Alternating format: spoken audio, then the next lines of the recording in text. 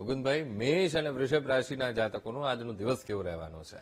દર્શક મિત્રો, વાત કરીએ આપણે 2026ની સાલના પ્રથમ દિવસે મેષ રાશિવાળા જાતકોનો દિવસ કેવો રહેશે. મેષ રાશિ કે જેના અક્ષર અલહી જેનો સ્વામી વ્રજ મંગળ મહારાજ.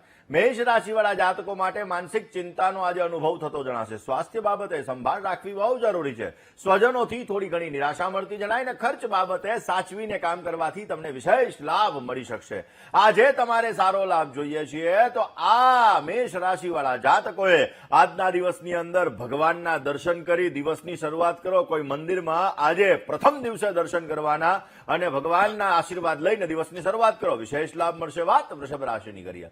વૃષભ રાશિના જાતકો કે જેના અક્ષર છે બહુ, જેનો સ્વામી વ્રજ શુક્ર મહારાજ. આવકનું પ્રમાણ આજે વધતું જણાય. વ્યવસાયની અંદર આજે તમને વિશેષ માત્રામાં ફાયદો મળી શકે. કોઈ પણ પ્રકારના સારા સમાચાર તમને આજે પ્રાપ્ત થઈ શકે અને હરીફાઈ વાળા કામકાજની અંદર આજે તમને વિશેષ સફળતા મળતી જણાશે. આજે સારો લાભ જોઈએ છે તો વૃષભ રાશિ વાળા જાતકોએ આજના દિવસની અંદર તમારા કુલદેવીના આશીર્વાદ લઈ દિવસની શરૂઆત કરો. ઉત્તમ પ્રકારનો તમને લાભ મળતો જણાશે. જય ગણેશ. આપણી સાથે સ્ટુડિયોમાં જોડાયા છે જ્યોતિષાચાર્ય મુકુંદભાઈ પંડ્યા. મુકુંદભાઈ, હવે મિથુન અને કર્ક રાશિના જાતકોનો આજનો દિવસ કેવો રહેવાનો છે? દર્શક મિત્રો, વાત કરીએ ત્રીજી રાશિ એટલે કે મિથુન રાશિની. મિથુનના અક્ષર ક, છ, ગ જેનો સ્વામી છે બુધ મહારાજ.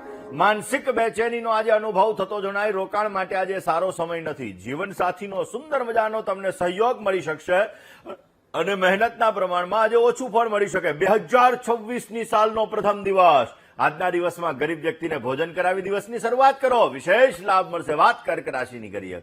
કર્કના અક્ષર છે ડ ને હ જેનો સ્વામી વ્રજ ચંદ્ર મહારાજ. વિકાસના કામકાજની અંદર આજે તમને ગતિ મળતી જણાય ને કોઈ નજીકના મિત્રનો સુંદર મજાનો સહયોગ તમને મળી શકે.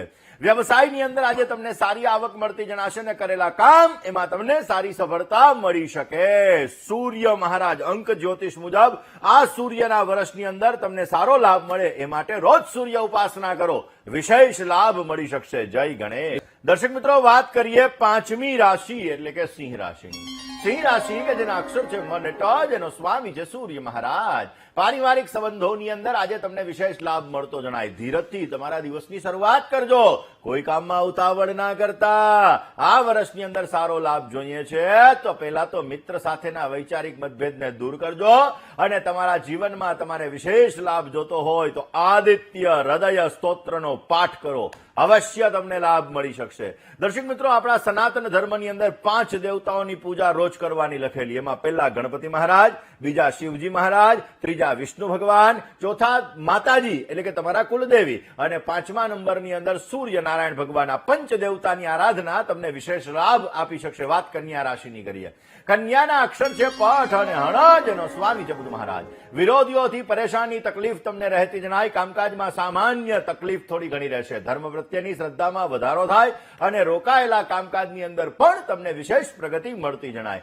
સારો લાભ જોઈએ છીએ તો બની શકે ત્યાં સુધી કન્યા રાશિવાળા જાતકોએ રોજ વિષ્ણુ ભગવાનની આરાધના કરવી. આજના દિવસમાં ખાસ વિષ્ણુની આરાધના તમને વિશેષ લાભ આપી શકશે. દર્શક મિત્રો, હવે તુલા અને વૃશ્ચિક રાશિના જાતકોનો આજનો દિવસ કેવો રહેવાનો છે? વાત કરીએ દર્શક મિત્રો સાતમી રાશિ એટલે કે તુલા રાશિની. તુલાના અક્ષર ર ને ત જેનો સ્વામી શુક્ર મહારાજ. નવા કરારની અંદર આજે ધન વ્યય થતો જણાશે.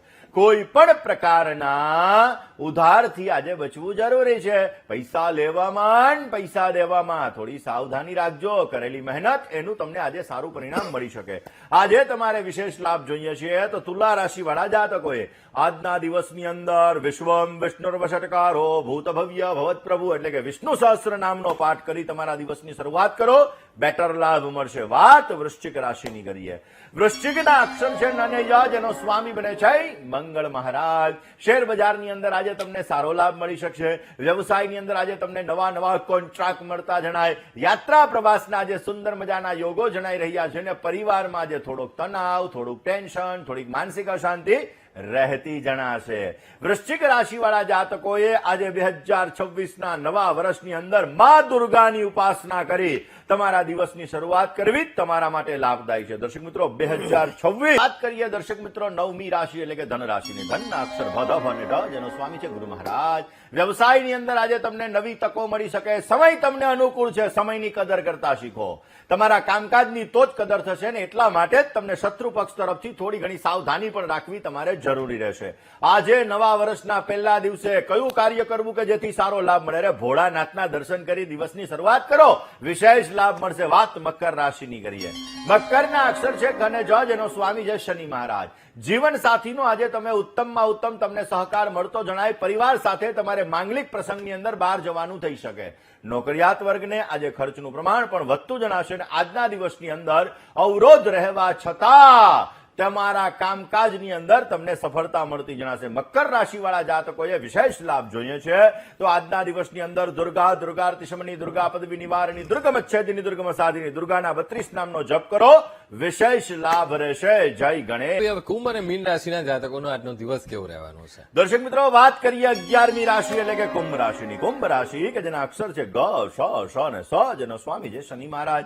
તમારા મનની વાત તમારે ગુપ્ત રાખવી બહુ જરૂરી છે. પરિવારની અંદર આજે ખુશી માટે, આનંદ માટે તમારે પ્રયત્નશીલ રહેવાનું છે ને કોઈ ઉપર આંધળો વિશ્વાસ ન કરતા, નહીતર તમને નુકસાન થઈ શકે એમ છે. દાંપત્ય જીવન તમારું સુખમય, આનંદમય, હર્ષમય રહેતું જણાય. આ વર્ષની અંદર તમને વિશેષ લાભ મળી શકે એ માટે બની શકે ત્યાં સુધી ભગવાન શિવની ઉપાસના વ્યવસ્થિત કરજો, વિશેષ લાભ મળશે. મીન રાશિ કે જેના અક્ષર છે દ, ચ, અને થ, જેનો સ્વામી છે ગુરુ મહારાજ. મીન રાશિવાળા જાતકો માટે ભાગીદારીવાળા કામકાજની અંદર સાવચેતી રાખવી બહુ જરૂરી છે. કામકાજનો બોજો હળવો થતો જણાશે. અકારણ ગુસ્સા ઉપર, ક્રોધ ઉપર તમારે કાબુ રાખવાની જરૂર છે અને તમારા દ્વારા તમારું નુકસાન ન થાય તે અંગે તકેદારી રાખવી જરૂરી છે. અવશ્ય રોજને માટે આદિત્ય હૃદય સ્તોત્રનો પાઠ તમારી મનોકામનાઓને પૂર્ણ કરશે. જય ગણેશ.